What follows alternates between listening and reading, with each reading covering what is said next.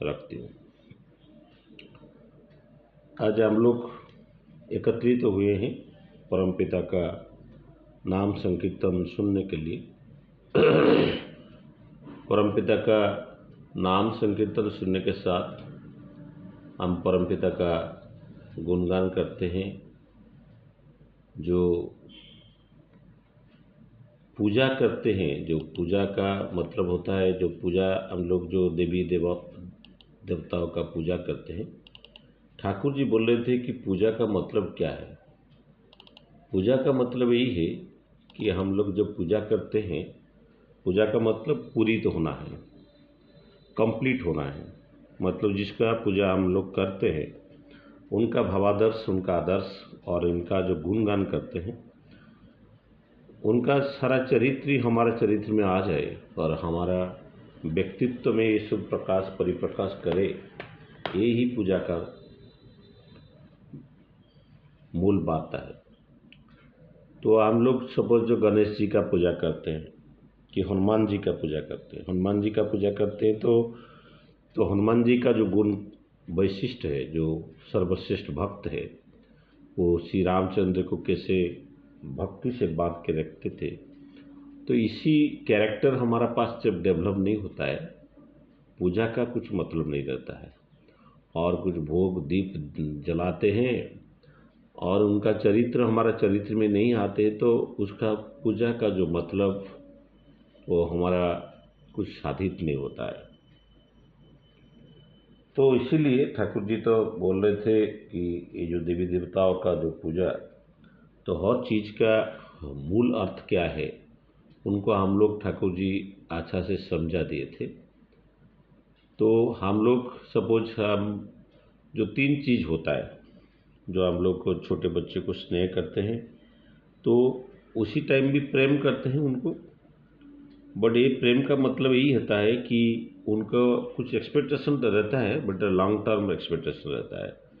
But मैं बीबी को प्रेम करता हूँ तो उसको इमीडिएटली कुछ कि मेरा बंधु लोग हैं, मैं उनको प्रेम करता हूँ, तो उनको मेरा एक्सपेक्टेशन इमीडिएटली कुछ रहता है। बट भक्ति का मतलब क्या है? जो ईश्वर को भक्ति करते हैं, कोई माँ बाबा का भक्ति करते हैं, तो माँ बाबू जी का जो भक्ति करते हैं, भक्ति का मतलब यही होता है कि उनको हम लोग का जो प्रेम का साथ सेवा देना पड़ता है, तो वही है भक्ति। भक्ति, प्रेम और स्नेह का तीनों का बीच का अंतर यही है। तो भक्ति मतलब द सर्विसेबल लव, तो हम सर्विस के साथ जब प्रेम करते हैं तो वही होता है कि ये भक्ति होता है। जो ठाकुर को भक्ति करते हैं, ठाकुर जी को भक्ति करते हैं, तो ठाकुर जी को जो भक्ति करते हैं उनको कुछ सर्विस देना पड़ता है, उनको सेवा। सेवा का साथ जब प्रेम नहीं होता है तो सेवा नहीं होता है। हम किसको सपोज माँ बाबू जी को प्यार नहीं करते तो उनको सेवा भी नहीं दे पाते। तो आज का समय में यही प्रॉब्लम है, हम लोग को कोई कोई सर्विस भी देता है, मतलब सिचुएशन ऐसा है कि सर्विस देना पड़ता है, बट प्यार अंतर में नहीं है। तो इसी वजह से जो पारिवारिक जीवन है वो बिगड़ गया है, उसका जो पारिवारिक जीवन का जो मूल अर्थ है वो समाप्त हो गया। तो हम लोग जो प्यार करते हैं, तो बीबी को प्यार करते हैं कि मेरा बंधु को प्यार करते हैं, तो उसी टाइम हमारा कुछ एक्सपेक्टेशन रहता है, वही आसक्ति होता है, वो आसक्ति नहीं होना चाहिए। तो आज का पारिवारिक जीवन जो है, वो पारिवारिक जीवन जो बिछड़ गया है, उसका मूल कारण क्या है उसको दिखना पड़ेगा। ठाकुर तो चाह रहे थे कि संसार सन्यासी, हमें जंगल सन्यासी चाहिए ना, हम संसार सन्यासी चाहिए। सांसारिक जीवन में रहते हुए आध्यात्मिकता को, आध्यात्मिक भाव को जीवन में पालन करना, यही है सांसारिक जीवन। ये सांसारिक जीवन और आध्यात्मिक जीवन का बीच में के सरल रेखा ठाकुर जी टान दिए है। इसको इसी के ऊपर आधार पर जीवन को बिताना है। तो जब सांसारिक जीवन बिताना है तो घर में माँ बाबू जी रहना है, बीबी बच्चे सबका साथ रहना है। सबका साथ मिलजुल के रहने के लिए हमारा बीच में प्यार चाहिए। ठाकुर जी एक बार सुबह बैठते, विंटर का सीजन में बैठे थे, उसी टाइम कुछ छोटे छोटे चिड़िया बहुत ऊंचा आवाज़ कर रहे थे। तो जब ये छोटे छोटे चिड़िया की बहुत जोर आवाज़ कर रहे थे, ची ची ची ची करके आवाज़ कर रहे थे, ठाकुर जी मंत्रमुग्ध होकर उनको देख रहे थे। ठाकुर जी बोल रहे थे उनका बीच में प्यार है, इसीलिए ये सब एकत्रित होकर रहते हैं, एकत्रित में है। तो जब प्यार रहता है तो हम लोग को बीच में सब मिल के रहते हैं, जब प्यार नहीं रहता है तो हम लोग बीच में नहीं रहते हैं। ये प्यार को कैसे जता जाए, प्यार को, ये जो संबंध में जो प्यार है, ये प्यार को कैसे डेवलप किया जाए। तो ठाकुर जी बरदा बोल रहे थे कि ठाकुर जी को बहुत सारा उपाधि दिए हैं। बहुत लोग बहुत कुछ बोले थे कि परम पिता की, द फुलफिलर, द बेस्ट, बहुत कुछ उपाधि दिए हैं। बट बरदा बोल रहे थे परम प्रेममय उपाधि सबसे अच्छा लगता है। वो प्यार का सागर थे। वो ऐसे कोई भी नहीं है, कोई भी जीवसत्ता नहीं है जिसके ऊपर उनका प्रेम नहीं था। ये बचपन से लेके उनका जीवन का अंतिम जीवन तक हर चीज में सबको प्यार करना, ये ठाकुर जी का वेतन था। सबको प्यार करना हम लोग नहीं कर पाते। तो हम लोग को ये जो पारिवारिक जीवन में जो प्यार का जो कमी रहता है, तो ये प्यार का कमी को महसूस करने के लिए हम लोग, जब मेन प्रॉब्लम यही है हम कि ये परम प्रेम में के साथ जोड़ नहीं पाते हैं। जब आदमी परम प्रेम परमात्मा के साथ जुड़ जाते हैं, परम प्रेम के साथ जुड़ जाते हैं, तो तब वो सारा आदमी को प्यार करना वो सीख जाते हैं। तो वही तो शिक्षा है। ठाकुर जी वही बोल रहे थे कि एजुकेशन का मेन मोट्टो क्या है। एजुकेशन जो हम लोग जानते हैं, सर्वभूत में आत्मबोध, सारे सर्वभूत में आत्मबोध, वो सब जो ठाकुर जी का वाणी भी हम लोग जानते हैं। द सेल्फ इन यूनिवर्स, ब सेल्फ इन क्रिएशंस, इस सर्वभूत में आत्मबोध जब हमारा बीच में आता है तब हम सबको प्यार करना सीख जाते हैं। ये सर्वभूत में आत्मबोध कैसे आएगा? तो जब परम प्रेम में श्री श्री ठाकुर के साथ हम लोग जुड़ जाएंगे, तब हम लोग प्यार करना सीखेंगे, नहीं तो नहीं कर पाएंगे। हम लोग आज के समय में क्या है कि हम लोग को प्यार का जो मौलिक भाव है उसको समझ नहीं पाते। मैं मेरा बीवी को प्यार करता हूँ, मैं क्या चाह रहा हूँ, वो मैं जैसे चाह रहा हूँ वो ऐसे चले, वो मैं जैसे चाह रहा हूँ ऐसे साड़ी पहने, और मैं जैसे बोल रहा हूँ ऐसे करे, मैं जैसे चाह रहा हूँ ऐसे खाना बनाए, तब वो मेरा प्यार ही है, प्यारी बीवी है। नहीं तो वो मेरा प्यारी बीवी नहीं है। तो मतलब वो आसक्ति, वो प्यार नहीं है। मतलब मैं जो कर रहा हूँ, मैं हर टाइम करता हूँ, वो क्या है?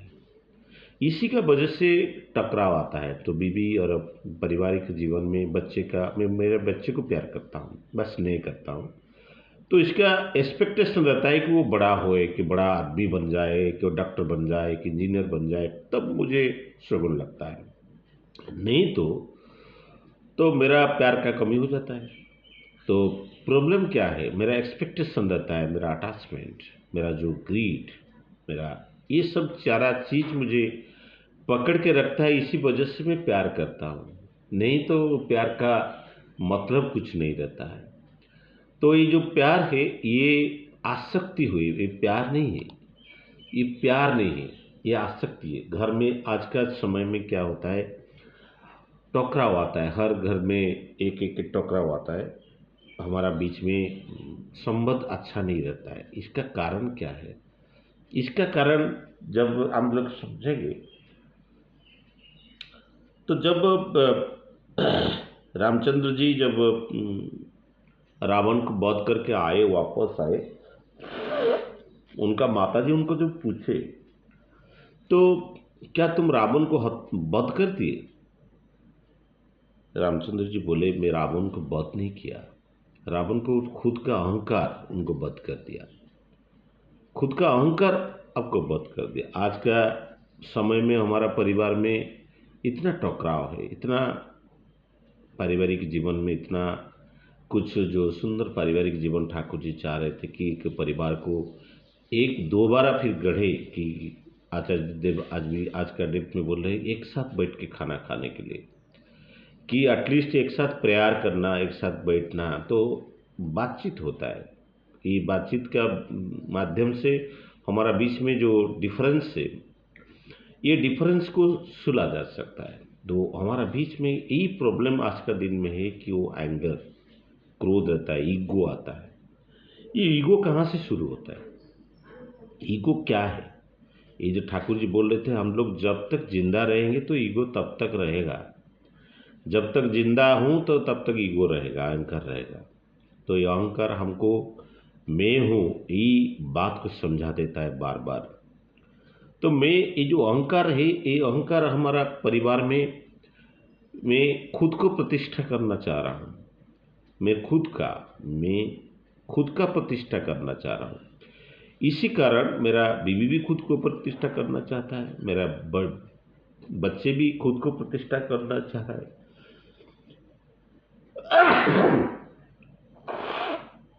मेरा माँ बाबूजी वो भी खुद को प्रतिष्ठा करने चाह रहे हैं। तो इसी में वजह से क्या होता है हमारा बीच में जो प्यार होना चाहिए वो नहीं हो रहा है, वो ईगो का टकराव होता है। ठाकुर जी को आचार्य देव को एक आदमी ने पूछा कि मेरा प्रॉब्लम में परिवार में शांति नहीं मिलता है सबका साथ। ठाकुर जी आचार्य देव बोले कि तुम सत्संग आचार्य वो तब वो दीक्षा ले लिया था। ठाकुर जी बोले दीक्षा लो और नाम ध्यान करो तो तब ठीक हो जाएगा। थोड़े दिन बाद आया, बोला कि दीक्षा लिया, सब कुछ कर रहा हूँ, फिर भी नहीं कुछ हो रहा है। शिष्य आचार्य देव ने बोले जब हम कपड़ा साफ करते हैं तो क्या करते हैं? कपड़ा जब साफ करते हैं क्या करते हैं? कपड़ा को हम लोग पानी में डुबाते हैं और सर्फ लगाते हैं, इस पर पानी डालते हैं तो क्या निकल के बाहर जाता है? तो मैला गंदगी निकल के बाहर जाता है। तो थोड़ा टाइम लगता है गंदगी को साफ करने में। हमारा बीच में जो अंदर में जो गंदगी है वो साफ करने में कहीं कहीं 1 साल में हो जाता है, कहीं 2 साल लगता है, कहीं सालों भर लगता है, कहीं जिंदगी चला जाता है, ये गंदगी साफ नहीं होता है। क्योंकि हमारा बीच में हमारा जन्म, हमारा जो कार्मिक मेमोरी है, हमारा जो जेनेटिक मेमोरी है, हमारा जो माँ बाबू जी से हम लोग जन्म लिए हैं उसका पूर्व पीढ़ी में जो सो कैरेक्टरिस्टिक्स है वो हमारा साथ में आता है, आया है। ये आत्मा का साथ, आत्मा कितना भी कर्म किया है इसका साथ ही आया है। उसको हम लोग को जल्दी से छोड़ के नहीं जाएगा, वो पूरा कपड़ा में पकड़ के रखा है। उसको साफ करने में ईश्वरीय साधन करना पड़ेगा, ठाकुर जी को विधान को मानना पड़ेगा। ठाकुर जी को विधान को मानते मानते टाइम लगेगा, तब ये हमारा जो ये जो गंदगी वो साफ होगा। तो इसलिए जजनजात निष्ठवृत्ति वो एक्यूरेटली, वो ध्यान से अच्छा से करने से हमारा ईगो थोड़ा पतला होगा, नहीं तो ईगो पतला नहीं होगा। ईगो का वजह से हमारा जो पारिवारिक जीवन में जो टकराव आता है वो टकराव ईगो का वजह से आता है। तो ईगो क्या करता है, ईगो जो जो अहंकार आता है तो क्या होता है देखिए, हमारा एक प्रोफेशनलिज्म रहता है, मैं जानता हूँ, मैं सब कुछ जानता हूँ। ठाकुर जी इसलिए बोले कि ज्ञान अभिमान, ज्ञान का जितना अंतराय होता है और दूसरा कुछ रिपु ऐसा नहीं है। ज्ञान अभिमान क्या है? मैं जानता हूँ, मैं एक अच्छा टीचर हूँ, मेरे जैसा टीचर कोई नहीं है, मैं एक अच्छा बिजनेसमैन हूँ, मैं एक अच्छा कारपेंटर हूँ, मैं अच्छा पेंटर हूँ, मैं एक अच्छा स्पीकर हूँ, मैं एक अच्छा संगीतज्ञ हूँ। ये जो चीज़ होता है वो हमारा ज्ञान को पकड़ लेता है। ठाकुर जी जी बोल रहे थे ज्ञान अभिमान, ज्ञान का जो अभिमान होता है ये सबसे बड़ा ज्ञान का अंतर होता है। हम लोग को रुकवा देता है, हम लोग को आगे बढ़ने का, आगे कुछ सीखने का बाट सब बंद कर देता है।